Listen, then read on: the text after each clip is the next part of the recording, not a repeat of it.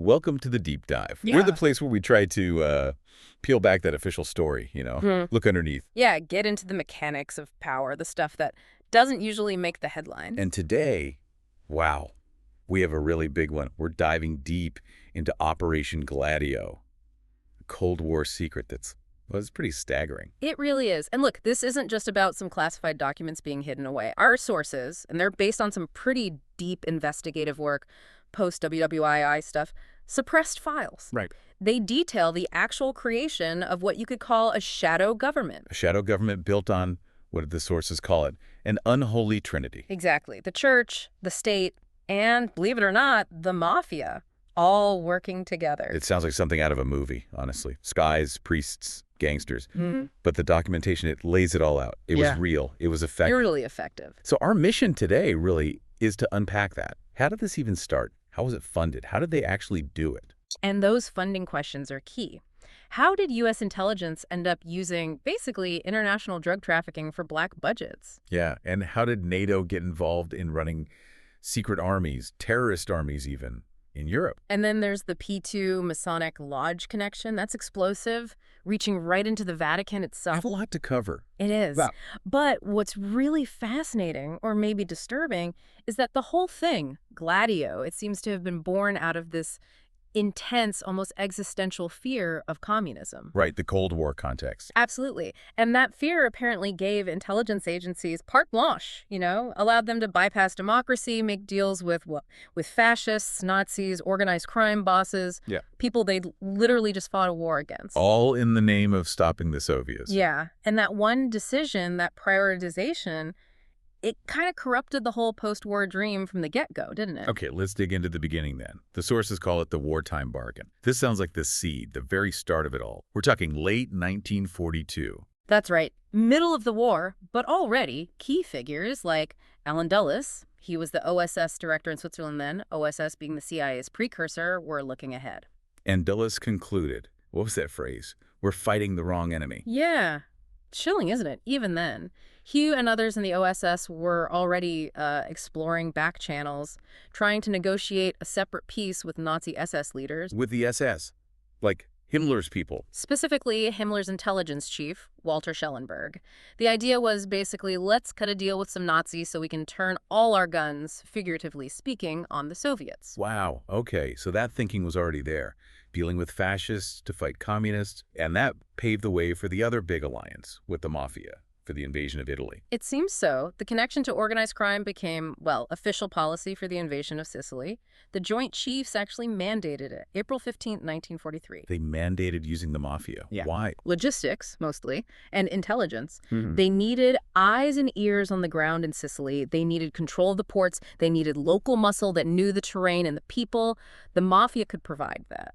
But how do you just, call up the Mafia? They needed an introduction, right? Yeah. To the big boss, Don Calogero Vizzini. They did, and this is where the Vatican comes in. It's quite incredible, really. Who made the connection? The OSS director in Italy at the time, a guy named Earl Brennan, he reached out to Monsignor Giovanni Montini. Montini, wasn't he the Vatican Undersecretary of State? Very powerful position. Extremely powerful. And crucially, he later became Pope Paul VI.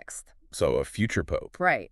And Montini apparently pointed Brennan straight to Don Vizzini. He knew who to talk to. And they leveraged Lucky Luciano's connections, too. Luciano had deep roots near Vizzini's home turf. So the church is the go-between. American spies, Mafia dons, Vatican clerics, that's the Sicily connection. In a nutshell, the church brokering a deal between the U.S. government and international organized crime. Okay, so they've got the Mafia on board for the invasion. What does this alliance immediately enable for U.S. intelligence after the war? It sets the stage for Gladio itself, the state's secret army. The whole point was creating these stay-behind units all across Western Europe. Stay behind, meaning if the Soviets invaded. Exactly. These units would activate, sabotage, espionage, guerrilla warfare behind enemy lines. And the guy put in charge of setting this up, at least operationally, was James Angleton from the OSS. Angleton. He has a reputation, doesn't he? A real Cold Warrior. Oh, yeah. Deeply cynical, very effective, and completely ruthless when it came to getting manpower for these secret armies. And where do you get them? This is where it gets really dark, right? It does. The sources detail how Angleton secured the release of high-ranking fascists, people who should have been facing war crimes trials. Like who? Well, there was Prince Max von Hohenlohe, but the really key figure was Prince Junio Valerio Borghese, the Black Prince. Head of the ex-MAS commandos. Weren't they notorious? Absolutely notorious, responsible for terrible atrocities. Borghese himself was charged with war crimes. But Angleton saw him as useful. Useful how? He commanded the loyalty of thousands of hardcore fascists. Over 10,000, the sources say. Angleton needed soldiers for his secret army, and Borghese could deliver them. So Angleton just sprung him. Pretty much. The story is Angleton got Borghese out, disguised him in an American uniform, and drove him to Rome to protect him from Italian prosecutors. Unbelievable. They didn't just save a war criminal. They put him in charge of Italy's secret defense network. That's what the evidence suggests. The justification was pure pragmatism. Borghese had the men, loyal, trained, anti-communist fighters. And these became the core of Gladio in Italy. Yes. Yeah. This force was used to set up that shadow government infrastructure, a secret army, highly compartmentalized, like 40 different groups for different tasks, sabotage, spying, propaganda, guerrilla tactics, trained in secret bases. Like Capo Marargiu in Sardinia. That's one of the known locations, yeah. This wasn't just about defense against invasion, it was about internal political control, deep manipulation. Okay, so you have the secret army staffed by fascists, but an army needs money, lots of it, and it needs to be off the books. Where did that come from? Back to the Vatican. Back to the Vatican and its own anti-communist crusade, yes. And the Black Funds. Remember, the Vatican, under Pope Pius XII and Montini, was already working with Dulles and the OSS on other things. Like the Nazi rat lines, helping war criminals escape Europe. Exactly. They saw these people, even SS leaders like Walter Roth, who ran mobile gas vans, as potential allies against the Soviets. Grim, but that was the thinking. So there was already a logistical relationship. How did the money part work, especially around that critical 1948 Italian election? The communists were really strong then, right? Hugely strong. There was a real fear in Washington and Rome that Italy might vote communist. The CIA stepped in, big time. How much money are we talking? The sources say the CIA dumped $65 million of its black money into the Vatican Bank. $65 million in 1948 dollars. $65 million. And how did they get it there? Not a wire transfer, I assume. No, we're talking literal suitcases full of cash, hand-delivered. And guess who carried the suitcases? Let me guess. Luciano's guys. Members of Luciano's syndicate, yeah. Sometimes even Mafia-affiliated priests, according to the investigations. Wow. Okay, so the CIA gives mob cash to the Vatican Bank, the IOR. What happens then? How does that cash influence the election? The IOR was perfect for this. Total secrecy. They funneled the money through church organizations, especially one called Catholic Action, which was basically the church's political machine in Italy. And Catholic Action used the money to hire mafia muscle thugs to ensure the election went the right way through violence and intimidation. So just to be clear, the church, using CIA money, paid the mafia to beat up and terrorize Italian voters. That's what the sources allege, yes. Yeah. And it got ugly. Don Calovizzini, Vito Genovese's cousin, Giovanni Genovese, Frank Coppola, these guys were let loose. What kind of stuff did they do? Burning down communist and socialist party offices, roughing up organizers, that kind of thing, but also outright murder. Like the May Day massacre, Portella della Ginestra. That's the most infamous example. 1947, gunmen firing into a crowd of workers celebrating May Day, 11 killed, nearly 60 wounded. Pure terror. And the sources link the funding for that massacre back to the CIA. They trace it back, yeah. Through front companies like Wild Bill Donovan's World Commerce Corporation, it shows a clear operational link. U.S. intelligence financing, Vatican brokering and distributing, Mafia executing, all to control Italy's political future through violence. Okay, so the 1948 election is won. Italy stays out of the communist bloc. But this system needs fuel. You can't keep running these operations, bribing people, funding terror with one-off payments. It needs a constant, untraceable flow of cash. Exactly. It needed a self-sustaining engine outside of any government budget, any democratic oversight. And the solution they landed on was, well, narco-capitalism. Drugs. Heroin, specifically. Heroin, yes. The idea apparently came from a Colonel Paul E. Helliwell. He'd been OSS Chief of Special Intelligence in China. And his idea was just sell heroin. Essentially, yes. He saw it as a surefire means of gaining covert funding for Gladio. Because the big problem for the CIA guys, Donovan, Angleton, Dulles, was The Truman administration wasn't giving them much money for covert ops after the war. Right. Congress wasn't exactly signing blank checks for secret armies and political manipulation. Not at all. So Helliwell's idea, selling heroin, they saw it as, quote, answered prayer. It gave them instant, untraceable cash, money they could use to pay agents, buy politicians, fund assassinations, whatever they needed. No questions asked. And the sources mention who the intended market for this heroin was. They do, and it's pretty chilling. The initial plan explicitly targeted the black community in America's inner cities. Seriously. Fund European covert ops by selling heroin in U.S. ghettos. That's what the documents suggest. It shows a profound level of cynicism, a willingness to inflict damage at home to achieve goals abroad. Okay, so they have a market. How do they get the supply chain going? This involved the Mafia again, presumably? Oh, absolutely. The CIA actively helped the Corsican and Sicilian mafias take control of the port of Marseille around 1951. Marseille. That becomes the hub, right? The French connection. Exactly. Suddenly, Marseille is the new global center for heroin processing and shipping, and it directly links Don Calavizini's network with Lucky Luciano's operations. They built a massive black economy, generating hundreds of millions. And that money needed laundering. Of course, which is where CIA-controlled shell banks came in. Places like Castle Bank and Trust, later DCCI, the Bank of Credit and Commerce International, designed specifically to wash these massive drug profits. Okay, so we have the secret armies, funded by drug money laundered through secret banks. Now, how was it all controlled politically?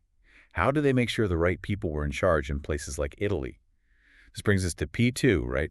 Propaganda Masonic Lodge. Yes, the P2 Masonic Lodge.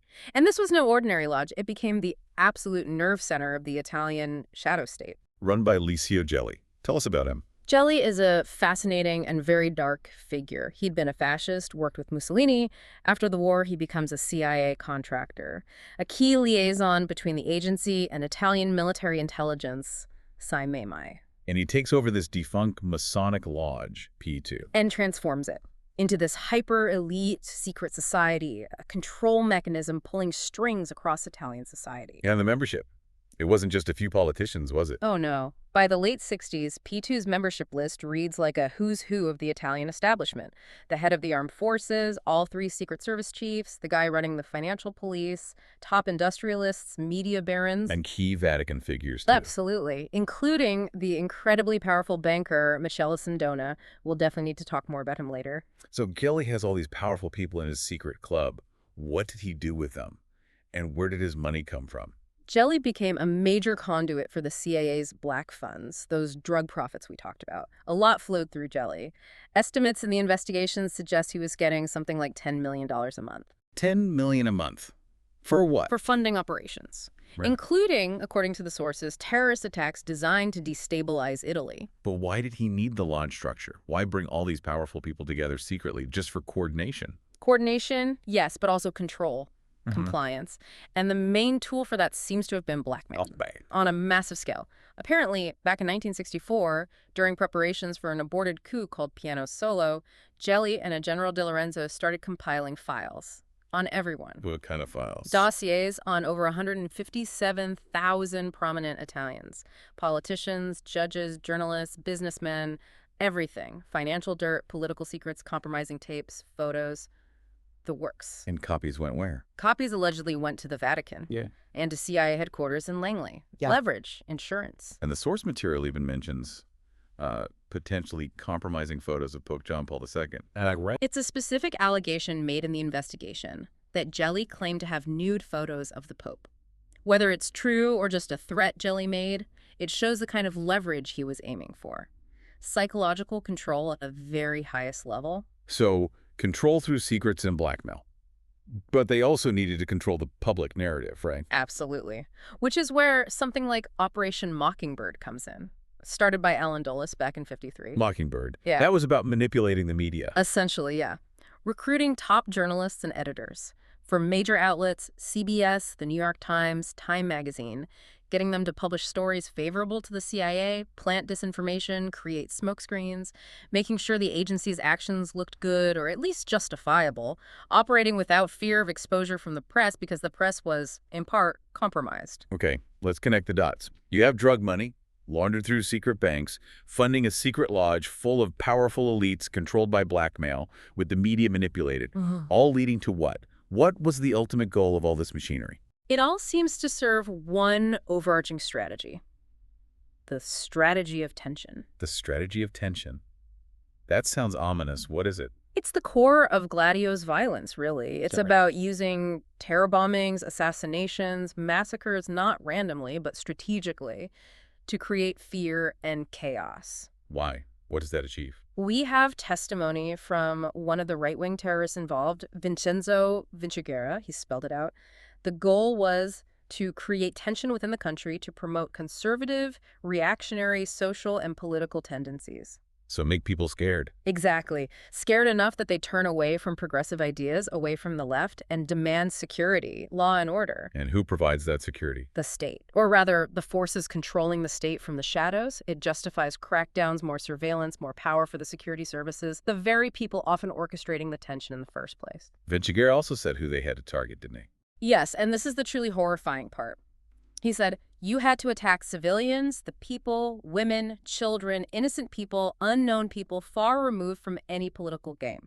Make it random, make it senseless. Maximize the fear. So the public demands the state step in, conveniently empowering the shadow state run by Angleton's fascist recruits. Precisely. And crucially, this wasn't just Italy going rogue. The sources are clear. This strategy, this type of unorthodox warfare, was coordinated at a higher level. By NATO. By a NATO body called the Allied Clandestine Committee, the ACC. The European Parliament even acknowledged this in a 1990 resolution, stating these operations were run by the secret services of the states concerned in collaboration with NATO, completely outside of democratic control. So NATO was coordinating false flag terrorism in its own member states. That's the strong implication from the investigations and the parliamentary findings, yes. Can you give us some more examples? Beyond the 47 massacre, where else was Gladio active? Well, Gladio networks weren't just in Italy. They were implicated in military coups in Turkey in 1960 and again in 1980. And in Italy, more bombings. Yes. The Piazza Fontana bombing in Milan, 1969, 17 people killed. Major event. And testimony later emerged, including from a former Christian Democrat minister, Paolo Taviani, suggesting CIA involvement. Ow. Allegations that CIA agents supplied the actual explosives and then actively worked with Italian intelligence to obstruct the investigation, steer the blame towards left-wing anarchist groups. Classic strategy of tension move. This intricate web of spies, mobsters, bankers, and clerics. It couldn't last forever, right? When did it start to unravel, and what happened when it did? Things really started to come apart in the late 70s and early 80s, especially on the financial side, and the collapse was spectacular. It exposed the deep connections we've been talking about. A key figure here is Mikel Sindona. The Vatican banker you mentioned earlier, member of P2. That's him. Sindona was the ultimate insider. He handled finances for Archbishop Montini before he became Pope Paul VI. He was the bridge between the Genovese crime family in New York and the Vatican Bank, the IOR. And he was a master money launderer. Laundering the drug money, the lucky break funds. Exactly. Using hundreds of shell companies, leveraging the IOR's secrecy, he moved vast sums around, making the trails disappear. And the sources talk about outright theft, too, right? Not just laundering. Yeah. Billions apparently just vanished. Sindona bought Franklin National Bank in New York, for example. A troubled bank. Used $40 million channeled through a Swiss company, Fasco AG. And Fasco AG was represented by whose law firm? A firm where Richard Nixon had been a partner. Small world, eh? The money just, poof, gone. And the estimated losses tied to Sindona and his network. The investigations put the figure around $22 billion.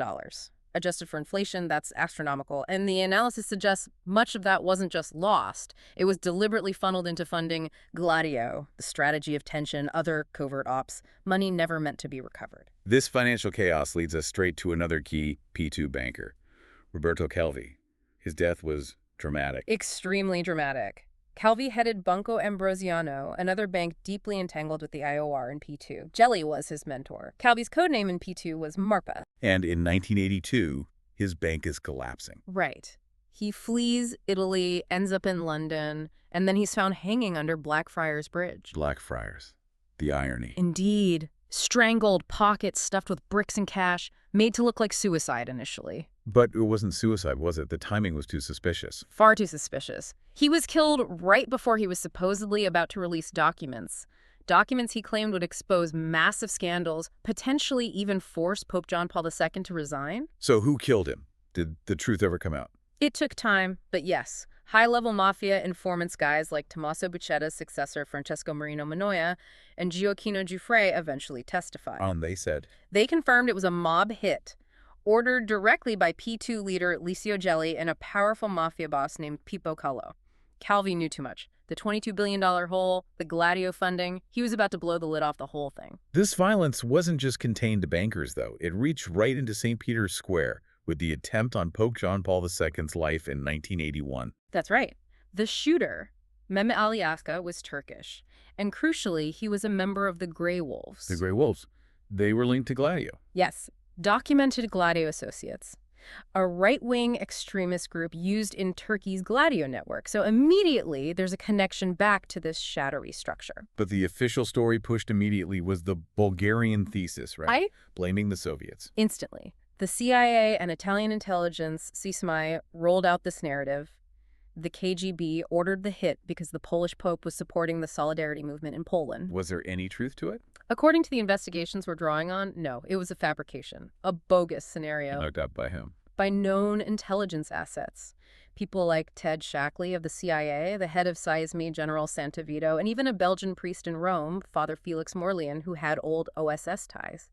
They allegedly fed Iska details to make the Bulgarian connection seem plausible. Why? Why invent the Bulgarian story? To deflect. To steer attention away from Iska's real connections to the Gladio network, and potentially to P2 or other Western intelligence elements who might have wanted the Pope silenced for other reasons. It protected the established narrative and the structures behind it. The darkness surrounding the Vatican doesn't end there, does it? There's the Emanuela Orlandi case in 1983, still unsolved. Still officially unsolved, yes. The disappearance of a 15-year-old girl, daughter of a Vatican employee, a huge mystery in Italy. But the investigations link her disappearance directly to this same nexus of crime and potentially Vatican secrets. How so? Which group was involved? A powerful Rome-based gang called the Banda della Magliana. They were deeply connected to P2, intelligence services, and involved in all sorts of dark dealings. And the motive for kidnapping Orlandi? What did the sources suggest? It points towards silencing the gang itself. Apparently, the gang was owed money or held compromising information, possibly related to the Vatican Bank or Calvi's collapse. The allegation is the Vatican, through Cardinal Ugo Poletti, another P2 member, engineered a huge payoff to the gang via a shady real estate deal. A payoff to keep quiet. And Orlandi was leverage or... Possibly leverage, or perhaps her disappearance itself was part of the deal, a way to ensure the gang's silence about something even bigger, something that would rock the foundation of Holy Mother Church, as one source put it. And there's a truly shocking detail about the gang leader, Enrico De Pettis. Yes, De Pettis, the boss in the Banda della Magliana, was later killed, but he was given an incredibly privileged burial inside the Basilica of Sant'Apollinare in Rome, a place usually reserved for popes and cardinals. Why would a gangster get buried there? The sources explicitly allege it was his reward for services rendered, specifically for silencing the potential scandal involving Emanuela Orlandi, likely by disposing of her body. It's a stark symbol of just how intertwined the church, the state, and organized crime had become at certain levels. This whole setup, Gladio, P2, it wasn't just confined to Europe, was it? You mentioned Latin America earlier. Operation Condor. That's right. Condor was essentially Gladio's counterpart in South America, a coordinated campaign by right-wing dictatorships backed by the U.S. to crush leftist movements in the 70s and 80s. And the Vatican, or elements within it, played a role there too. Yes, particularly the conservative Catholic group Opus Dei. They actively supported the military coup against Salvador Allende in Chile in 1973. How was that connection made? CIA-funded organizations reportedly worked directly with Opus Dei think tanks, like the Institute for General Studies, to draw up plans for the coup and the economic restructuring afterwards. And this extended to other countries. Argentina. Definitely. The Argentine Dirty War, 1976 to 1983. Horrific stuff. Systematic torture, disappearances, even stealing babies from pregnant political prisoners before killing them. And the church's role. The military junta received the explicit blessing of the head of the Argentine church, Archbishop Tortolo, and even when the U.S. Congress tried to cut off aid due to human rights abuses, the State Department and CIA found ways to keep the money flowing to those regimes. Consistent support for right-wing repression, mirroring the Gladio pattern. It's just staggering. Which brings us back to accountability, or the total lack of it. How did the key players just walk away? Like Archbishop Marcinkus. Marcinkus is the perfect example. Head of the Vatican Bank, IOR, key P2 member, involved in the Sindona and Calvi scandals, nicknamed the Gorilla. What happened when it all blew up? He fled Italy, ended up living comfortably in Sun City, Arizona. Italian authorities issued warrants, tried to extradite him to face charges related to the bank collapses in P2. And the U.S. response? The U.S. Justice Department blocked the extradition, the reason given. He held a Vatican diplomatic passport. So his passport made him untouchable. Effectively, yes, it provided diplomatic immunity. He never had to testify in Italy about P2, about the Mafia connections, about the laundered money, about the black funds for Gladio. Nobody in the deep state wanted him talking. He has a perfect shield. Absolutely. Yeah. The system protected its own. That black economy Helliwell proposed, the lucky break. It didn't just create untraceable funds, it created a structure with a built-in black hole of accountability. Operations, banks like BCCI, financial movements, all shielded from scrutiny, from the IRS, from prosecution, by invoking national security. #tag5. Wrap up in provocative thought. Okay, that was a lot. An incredibly complex and disturbing picture. Let's try to boil it down. 3 absolutely core, rapid-fire truths that this deep dive confirms. What's the first? First, U.S. intelligence, starting during WWII, deliberately forged an operational alliance with the Sicilian Mafia, and the Vatican, or key figures within it, acted as the crucial broker and facilitator for this alliance. The goal, post-war covert funding through drug trafficking. Okay. Truth number 2. Second, Operation Gladio wasn't just a contingency plan. It was an active NATO-mandated network that used fascist veterans and right-wing extremists to carry out domestic terror attacks, the strategy of tension inside allied European democracies. The aim was to manipulate politics, push populations to the right, and maintain control. And the third key truth. Third, the P2 Masonic Lodge, under Licio Gelli, wasn't just a club, it was the operational hub. The switchboard connecting the highest levels of politics, the military, intelligence agencies, the Vatican Bank, and organized crime. It was the control center for the shadow state until its collapse exposed just how deep the rot went. The source material we looked at ends on a pretty profound note, reflecting on Dante's Divine Comedy. Yeah. It suggests this whole setup, Gladio, P2, the church-state-mafia triangle, is almost a modern representation of evil, born from unchecked power, ambition, greed. It's a heavy thought, because if this network, this unholy trinity, could operate for decades, funding itself through drugs, using terror against its own citizens, manipulating elections and media, all outside of any real oversight just to fight communism, Then the unavoidable question for you, listening right now, has to be: what parts of that machinery are still around? What mechanisms, what alliances, what methods of funding and control, perfected during the Cold War, didn't just disappear when the Berlin Wall fell? How might they have evolved? What are they aimed at today? Something to definitely think about as you look at the world around us. We'll leave you with that thought. Thanks for joining us on this deep dive.